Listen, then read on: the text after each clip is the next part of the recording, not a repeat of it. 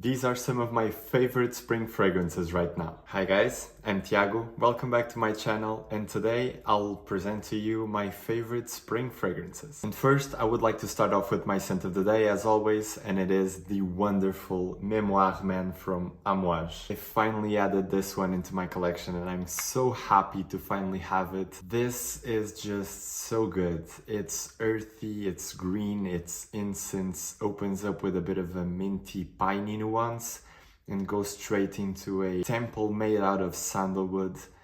It smells like a forest in the best way possible. It's just an enchanting fragrance. I don't think my words could ever do it justice. It just feels, I don't know, it feels like something a fawn would wear, to be honest. It smells dark yet kind of bright at the same time because of the aromatic notes it has up top. I believe it has some sort of absinthe notes at the same time of having that minty piney nuance in the opening. And it stays piney and sandalwoody and incense through the whole life of the scent pretty much. So it's something I was craving, it's something I was looking for to my collection. So yeah, so happy to have Memoir Man from Amouage. Now let's get into my favorite spring fragrances at the moment.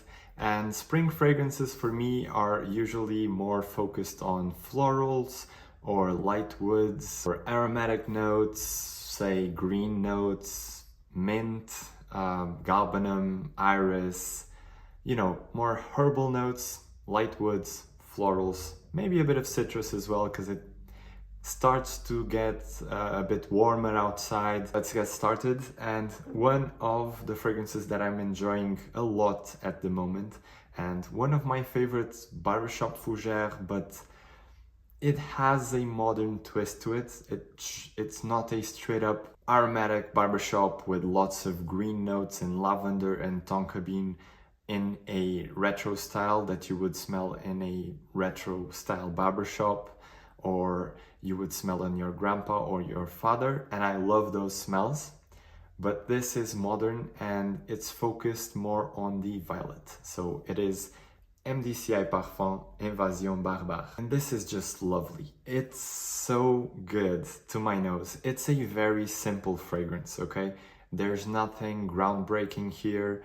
But like I said, this is not the traditional fougere where it's very focused on, say, lavender and a bit more sharp spices and rosemary and thyme and all those herbs. It does have those, okay? So, but to me, this one is more focused on the violet leaf. And that brings it a little bit more interest to my nose. And it's a very welcomed addition to the composition, to my nose. It's very soft, classy, refined, very clean all the way through, and just makes me feel great every time I wear it. So it opens up with this gentle grapefruit. It's not a harsh, sharp grapefruit. It's very gentle, soft, a bit of bergamot as well, which by nature is a soft citrus note, slightly floral.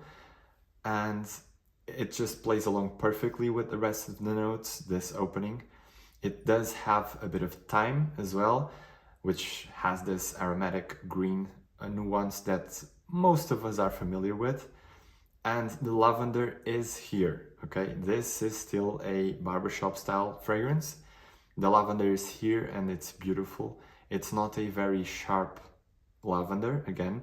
It's a very smooth and soft fragrance. And there's also a bit of soft spices, there's ginger, there's cardamom. So this is a clean fougere with a bit of a sexier nuance, even though I don't like to describe fragrances as sexy. That always depends on your personality, how you carry yourself. Very well put together fragrance. So the soft citrus, the softer spices, and this very gentle lavender play along beautifully. The lavender is slightly soapy as well. And then there's this vegetal, slightly papery violet leaf. And that's the star of the show for me here. There's also a bit of soft woods and a hint of vanilla. This isn't very vanilla heavy. It's not a vanilla scent by any means. There are fougères out there heavier on the vanilla and the tonka bean. This has a soft touch of vanilla. So it all makes the composition very round, very balanced to my nose. And it just smells great on skin, on clothes. I just love wearing it. Next up is a fragrance that I love to wear in the summer as well. When it's scorching hot, this just feels great because it's a very energizing fragrance, very uplifting. And it is Torino 21 from Xerjoff. This thing just makes me smile. It's such an uplifting scent. The mint in the opening is just spectacular to my nose. It's one of the best mint notes that I've tried. It is slightly sweet, but mainly a fresh, uplifting, very fresh mint. It just wakes me up. The mint is combined with this bright lemon, but here the opening is very bright, lively, uplifting. So it's a very bright lemon, a very fresh mint with a hint of sweetness. And there's an undercurrent of a slightly musky black currant. You know how, I don't know if you've ever smelt black currants alone by themselves, but they have this slightly musky smell to them. They're fruity, slightly juicy, and it's a particular smell, and they have this muskiness to the smell. And the mint does elongate itself through the mid of the fragrance, which is pretty remarkable, and the citrus as well. There's a verbena note in the heart of the fragrance, and that's a herb. It's not related to citruses, but it does have a citrus nuance to the smell. So this verbena note elongates the lemon of the opening, and there's also a bit of lavender and thyme and basil. So this is a very green fragrance, but in a very uplifting way. And the base is more of a musk, a clean musk, and the combination of the verbena with the lemon and the rest of the notes with the musk and the little bit of jasmine just make this smell like tea and to dry down for me. It has a tea effect. It's very calming and clean. I just love to wear this in the heat. In the spring it just goes so well, but in hot days is what I enjoy wearing this one the most. Torino 21 from Xerjoff. Next one was sent to me by the brand about a year ago. They never asked me to do a video about it. They never do. They engaged with me in the first place and they wanted to send me stuff. I said, why not? I wanted to buy them anyway. They're just very expensive, so I would postpone them infinitely. But yeah, it's Roja Isola Blu. And Roja Isola Blu is the successor to Oligarch, also from Roja. And Oligarch was discontinued. I shouldn't say discontinued because it's still here. It's the same fragrance, okay? Nothing changed in the smell. I had tried Oligarch many times before. It was just a rebottling, basically. I do like the blue though. I think it's a nice touch.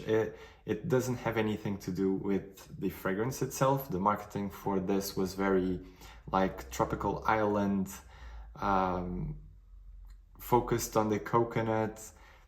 And I don't think the coconut is very present in here, although it's here. I will explain how it feels to me. This is a very herbal fragrance. It's very freshly cut grass to my nose. Many people compare this to Terre d'Hermès, and I can understand, but I've had Terre d'Hermès for years, and so I know Terre d'Hermès very well. I can understand the comparison, of course.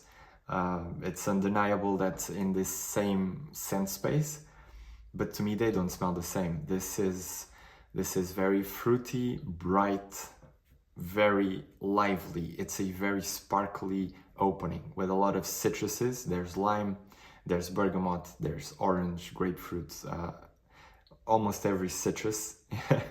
And there's this cut grass impression along with the citruses. Again, like in Torino 21, but here is even more noticeable, is a musky blackcurrant. It's very sparkly, fruity, citrusy with a musky blackcurrant undertone, which just smells fantastic to my nose. And that's the main character of the scent. There is this almost coconut water feel, and I don't get it all the time. I remember one time I brought this to London with me, and I was wearing this last year. It was kind of a sunny day for London, if you can believe it, but the sun just hid for a few minutes, and I remember vividly getting a whiff of coconut from this. In the middle of the vetiver, cut grass, citrusy, dry aspects of the scent, I got this whiff of a coconut water out of nowhere. So it is here, but it's not the main character of the scent. And very expensive for 50 ml even, but for me it wasn't, luckily. I'm thankful for it. Well, they never asked me to post anything about it. I will always disclose that. I don't accept partnerships, meaning if a brand, this has happened, a brand approaching me saying, we'll pay you X amount if you talk about the fragrance, I always refuse. I will not have my opinion deviated. I will not be told what to talk about and so on. That's not what I'm about. If I didn't like this fragrance, I would say it, and you can look it up. My review about Elysium Intense by Roja, which was also sent to me. I was not 100% nice about that fragrance, and since then I didn't hear anything about Roja, I don't think. But then again, I don't care if they don't send me anything else. I'm perfectly happy and grateful for everything they did so far. It's helped me a lot into my collecting of fragrances, because I wanted them anyway, but they're just way out of my budget. So Roja Isola Blu. Now, a fragrance that's very well known by the majority of the community, and it's a staple. It's a staple for the spring and really for the whole year, because this is just such a sophisticated, high class, and yet simple, easy to wear, but still interesting fragrance. And it is Reflection Man by Amouage. This is just class in a bottle. It's white florals with a bit of an aromatic vibe with rosemary and neroli, but there's a bit of iris and jasmine, and the jasmine in here is beautiful, very clean. There's no cat pissy jasmine in here. Reflection Man is one of my favorites for spring, really is. It's always been. I wear this for formal occasions or just whenever I feel like it, because it's just such a soft, gentle fragrance. And the white florals, the orange blossom, the neroli, the jasmine, the bit of iris that it has in the heart just play along so well. And then this soft, woody base with sandalwood, and the sandalwood used by Amouage is very underrated. No one really, well, I shouldn't say no one, but rarely gets mentioned. But the sandalwood in Amouage fragrances is really good, in my opinion. The fragrance just works. It's such a crowd pleaser. My girlfriend loves this one. She always says, it smells so nice in here. And it's always when I wear this. Very agreeable, very classy, easy to wear, but just on another level of class. Reflection Man by Amouage. Now, one of my favorite notes is iris, and one of my favorite iris fragrances at the moment, if not my favorite, it's possibly my favorite iris fragrances at the moment. And that says a lot, because I really do love iris, and it is Iris Cendré by Naomi Goodsir. This is so good to my nose. It is a very three-dimensional iris. It's got the earthy, rooty nuances of the iris. It's got the buttery aspects of the iris. It's got the floral, powdery nuances as well. So it has every facet of the iris or orris root, which, if you're not aware, I'm sure many of you are, the iris smell is extracted from the root of the plant. So, and it's just so well done in here. And then, to make it more interesting, there's a cold incense in the heart. It's not like a churchy incense. It's not an incense forward fragrance. It does have a sparkle of a citrus up top. I would say orange is the most appropriate, is the most close thing that I pick up in the opening, but it's not a fruity, citrusy fragrance by any means. It's more of a papery, vegetal, cold, slightly ashy and woody, slightly ambery iris. Just complex, very interesting to my nose. It has that ashy aspect, hence the name Iris Cendré. And one of the main players, again, it's violet. The violet in here gives this vegetal, powdery, and slightly starchy paper effect, which plays amazingly with the iris. It's my favorite iris possibly at the moment. Iris Cendré from Naomi Goodsir. Now, another iris. Is that surprising? Not at all. And this one is a bit of a different take on an iris, is iris with an oud accord. And it is Encounters from Francesca Bianchi. And this was also sent to me by the brand. Again, no request for output by my end was made, otherwise I wouldn't accept it. I mean, Francesca sends me almost everything. They say they love to watch my videos, and I'm very flattered and I'm very thankful because I do love their DNA. I don't love every fragrance. Lover's Tale is a difficult one for me, and some others. Lux Comme Volupté I'm iffy about, and a few others, of course. I don't remember everything by heart. But Encounters is one that I really love because, again, it's iris focused and I love it. It's a very buttery iris, very buttery, as Francesca likes to do. I'd say her DNA is more of a buttery iris with sandalwood, with beeswax, violet, and that's all here. It's a very buttery iris, also slightly powdery. And in the opening, there's this candied orange, and it's very photorealistic to my nose. It's really a candied orange.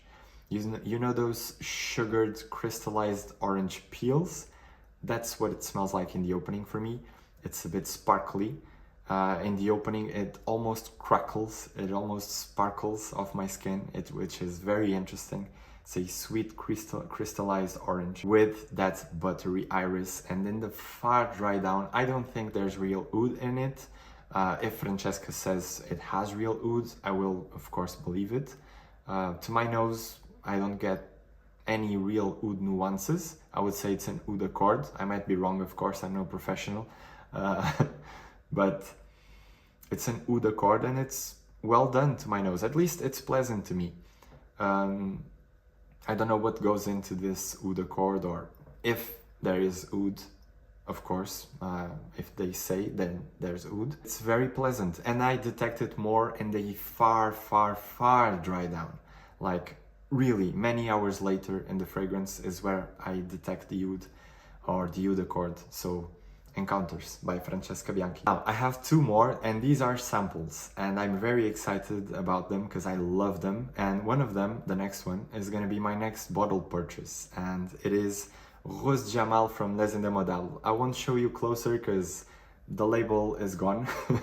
This sample has seen better days, but Rose Jamal is probably my favorite rose at the moment. It's a fresh rose. It's a freshly picked rose. It's slightly green as well. It's a slightly green rose, but it does smell silky. It has those characteristics of a full rose. It smells silky and realistic, like rose with dew droplets on the petals, and you just rub your hand against the petals and you smell it, and it smells like that to me. It's a realistic, natural smelling rose and this is what makes it interesting for now, the springtime and also the summer. I think this is wearable all year round, really. There's a very nice mint and lavender aspect to this with a lot of cedarwood, and the cedarwood can also have some citric nuances, can also have this lemony profile.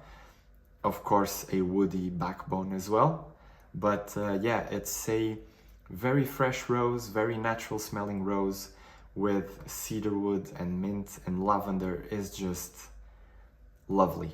My favorite rose at the moment. it's incredible. Rose Jamal from Les Indemodables. Another one from a brand that it's super underrated, but it's a beautiful brand. I mean, the whole range is worth sampling, and the creative director, the brand owner, Natalia, is just such a lovely person, very nice to talk to, very passionate about her line. And this one, El Descanso, is out of this world. One of the best green fragrances that I've smelled. It's so zen, so peaceful, so calming to me. It goes in the realm of, for example, Bel Respiro from Chanel, from the Les Exclusifs. It doesn't smell the same, okay? But it gives me a similar vibe, even though they don't smell the same, okay? The same goes for Elephant from Zoologist. They also give me the same vibe, even though they don't smell the same. So El Descanso is, again, a very tranquil, very zen scent to me. It smells like, wow, it smells like just being laid back on a prairie, on a green prairie, just not a care in the world. You're on holidays, it's slightly warm outside, there's a breeze going through the green prairie, and you just smell that greenery going through the winds and the slightly warm climate outside. And it's just, so it has the notes listed in the back of the sample, and it says a journey through the Argentine's golden wheat fields, and I think it's very appropriate. I've never been to Argentina, but I was born in the southern part of Portugal, and we do have a very extensive wheat and corn and sunflower fields. So I'm very fond of these smells, and it has Ambret, Galbanum, Brand Absolute, Ombu leaves, which I'm not familiar with, cedarwood and sandalwood. And this is such a smooth fragrance. It has a slightly bready aspect to it, which makes it more savory yet comforting. A similar vibe that also Harvest Mouse has from Zoologist, has a bready accord, but this is so green and breezy and just cozy, zen. I absolutely love it. El Descanso from Frassaï. Guys, thank you so much for watching. I'm truly thankful for your interactions and your feedback. It's been amazing. I hope you enjoyed the fragrances that I had here. I surely do. They're some of my favorites to wear in this time of the year, and I hope we get to talk about them. Tell me your favorite spring fragrances as well. I love to see you in the comments. I'm running out of light. I'm filming in front of a window, so yeah, guys, this was a lot of fun. I love these fragrances, and I'm very excited to share them with you. Thank you very much again, and see you next time. Bye.